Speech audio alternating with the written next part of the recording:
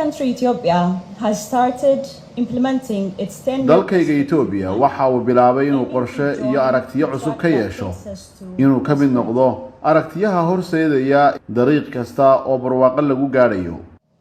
Today's opening of new container terminal at the port of Berbera dekedan cusub ee Berbera ee maanta la furay waa higsi micno badan u leh Ethiopia iyo Geeska Afrika. We are honored to be invited to join you to sharaf ayay noo tahay in lagu casuumay madashan loogu dabaaldegayo furitaanka dekeda. The contribution of Berbera to the region. waxaanu sugnaaba waa dekeda Berbera oo kaalinteeda qaadata.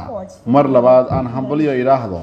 Once again, I would like to say congratulations to your madaxweynaha Somaliland iyo maareeyaha guud ee shirkadda DP World ayay tiri wasiirka gaadiidka waddanka Ethiopia Mrs. Moges oo markaasi ka hadlaysay munaasabadda furitaanka qaybta cusub ee lagu kordhiyay dekeda Berbera.